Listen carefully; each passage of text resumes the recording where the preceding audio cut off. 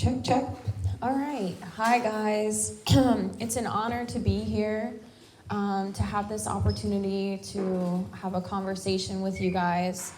And I hope that if anything you take from what I'm about to say is that you are inspired to know how powerful you are as an individual person. And your voice matters, and your voice is powerful. And I hope that you can imagine a vision of change that can come in this country, and that people can change. And it starts with us, and it starts with us finding the courage to be able to, like he said, speak truth to power, even if your voice shakes. And I think the most powerful thing I could do is really just give you a glimpse of my story and how I got here. And I grew up in Louisiana. I was born and raised on the bayou. I'm a Cajun French woman. Interestingly enough, my family or ancestors have come to America as refugees.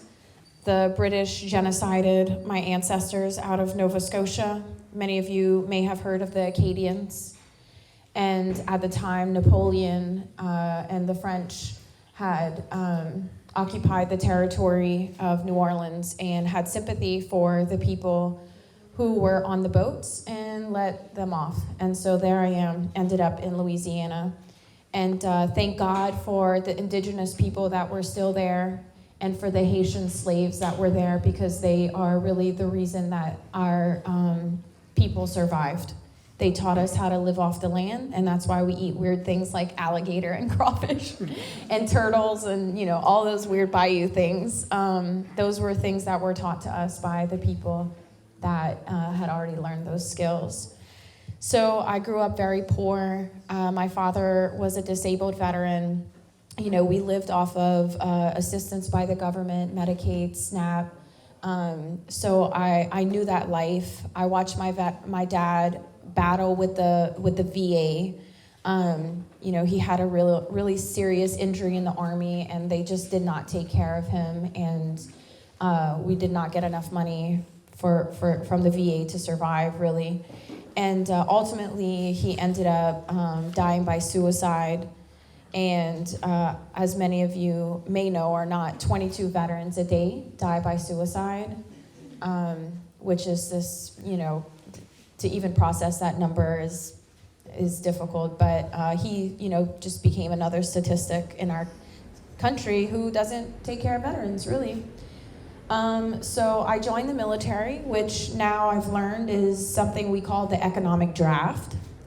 It's basically, systematically, the country keeps people in poverty to be able to join the military. It's a form of recruitment, because we don't have other options. You know, we're not dealt any cards to be able to go to college, or our family doesn't have money to be able to hand down to us so we could start a business. So what do you do at 18 where you come from a family of, you know, of poverty? You join the military. And then more recently, you know, the invasion of Iraq, they started offering free college. And wow, I mean, you know, my parents didn't even graduate high school. So it was like the idea that I could go to college was, you know, incentive enough for me. And so I joined the military at 18, and born and raised Republican predominantly environment, super right-leaning,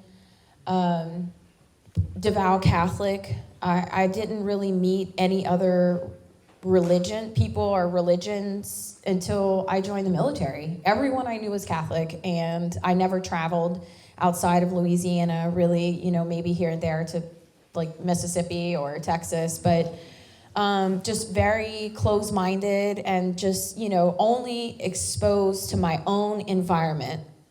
And I carried that environment into the military. I carried that level of brainwash and programming in my childhood into the military, where it was almost validated. You join the military And especially, in 2006, we're still in the initial, years of invading Iraq. We're being programmed to think that people who are Arabs or Muslims or this religion is, harmful and extreme and they're terrorists. And, we're brainwashed to want to eliminate these people. And so I carried that through my career, quite frankly. 17 years in the military, and then also working as an intelligence officer at DIA and ODNI, and I was at NSA for almost 5 years doing cybersecurity. And I'm still carrying that mentality of the environment of brainwashing that I was raised in. And then October 7th happened. And I'm watching the footage coming out. And I'm like, my eyes can see the truth. But my government, whom I trusted blindly, these institutions that I trusted blindly, were lying to the American people about what was actually happening there. And that, it was these mass slaughtering of children there. And it took me a few weeks to really accept that everything that I thought that I was, all of these identities that had been given to me by this government, by this society, by the programming, all of these identities were stripped away. And I was almost left as an empty vessel. Everything that I thought that I was had been stripped from me in a matter of weeks. So it took me some time to find, my purpose. What was I going to do with myself now? I was in a place of darkness and, just searching for what I was going to do. Who was I? I was nobody, right? I was just some veteran from Louisiana. What was I going to do about this truth that I had been given, this truth that had been revealed to me? What was I going to do with that? What kind of power did I have? And so Aaron Bushnell self-immolated in February. Aaron Bushnell if you don't know who that is, he was an active duty airman who the truth had been revealed to him about Gaza and what had been happening to the Palestinian people. And his soul could not live in this world anymore. And he lit himself on fire outside of the Israeli embassy in DC. This act shook me to my core, because in my place of darkness, in my place of being such an empty vessel, of being stripped away of these identities, these thoughts had crossed my mind too. And then here he actually listened to that thought and did that. And I knew I couldn't do that. I knew that I couldn't take my life in the way that my father had taken his, in the way that Aaron Bushnell had taken his life. I have 4 children. I knew that was not the answer. And so I went searching for the answer, and that's when I met Palestinians. And I came to them with this empty vessel, and they filled my cup with light, with love, with forgiveness, with grace and mercy, knowing I had been in the military for 17 years, knowing what I had done and participated to their own people, to their own communities in the Middle East, and they accepted me without question, forgave me in the way that Jesus calls us to forgive. They did that for me, and they filled my cup with light and courage and an understanding that we are so powerful. One person can change the world. One person can do it. And every single person in this room has the same power inside of them to use their voice to change the trajectory that we're heading down in this world. to save humanity. And really, it starts here in your community, in the Bronx. What can you do for your community? What can you do to help make it better? And that's why I'm here today, because I come from a conservative background, but I'm here to support Jose Vega. Why? Because he's principled in the values of humanity, and that is what we are missing in our leaders. So that is why I'm here today, and I hope I'm inspiring you to know that people can change. So when you look at people from the other side of the aisle who say these horrific things about immigrants, who say these horrific things about Palestinians, about Black people, understand that they are a product of their environment. They are being programmed and brainwashed systematically.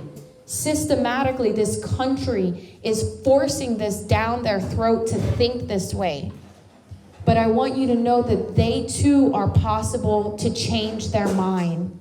They too are possible to open their hearts and learn the truth that we are all one family on this planet. We are all one people. No matter where geographically we're located, no matter what religion we identify as, we are one family here on this earth.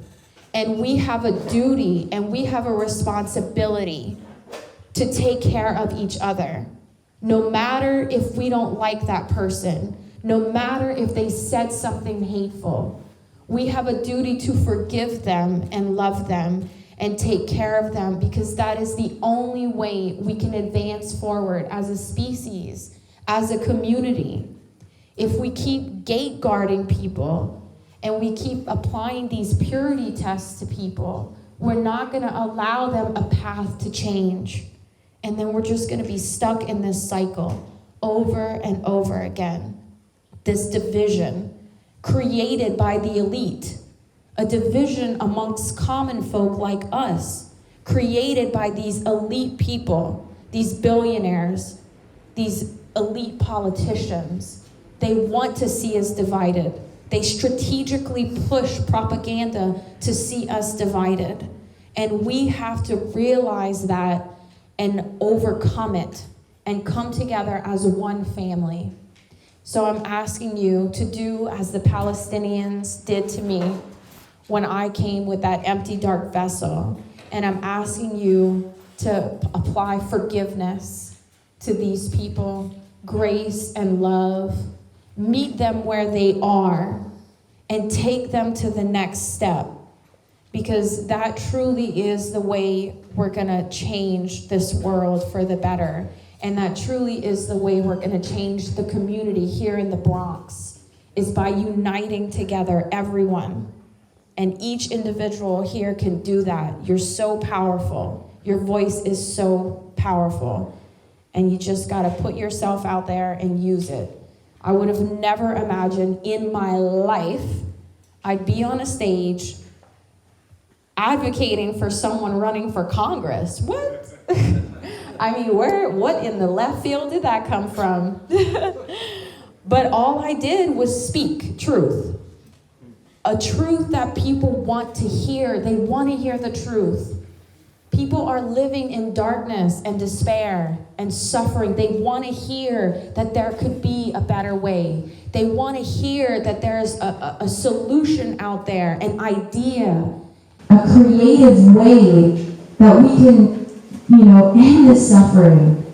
Most people are one paycheck away from being homeless. There is a way that doesn't have to exist. And people want to hear that. That gives them hope. That gives them courage and strength to fight, to keep going, to make a difference. So I'm asking all of you today, I know you had to go through at least 10 steps to get in this room. That means you're dedicated. That's what that tells me. That means you're dedicated to seeing change, especially in your community, and dedicated to Jose. So I ask each and every one of you, if you are not involved in his campaign in any way, please get involved.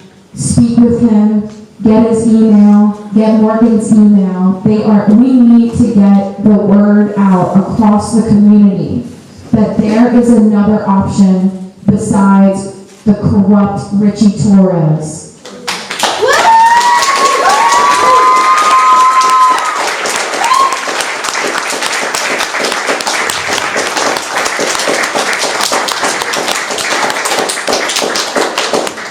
And also, get each other's contacts. Every time I organize large groups, I say, before you leave, you need to get 2 numbers of someone you don't know. This is how we organize. This is how we fight. We become creative. We do the work. We become a community. Together, the people who are dedicated, the people in this room. Look how many people are here. Imagine if we put our ideas together, what we can do, how much further we can go. So please, before you leave, exchange information, get Jose Vega's campaign, Morgan's email, and say, what can I do to help you? So thank you for having me. I'm open to any questions when it's Q&A time, and yeah, thank you guys.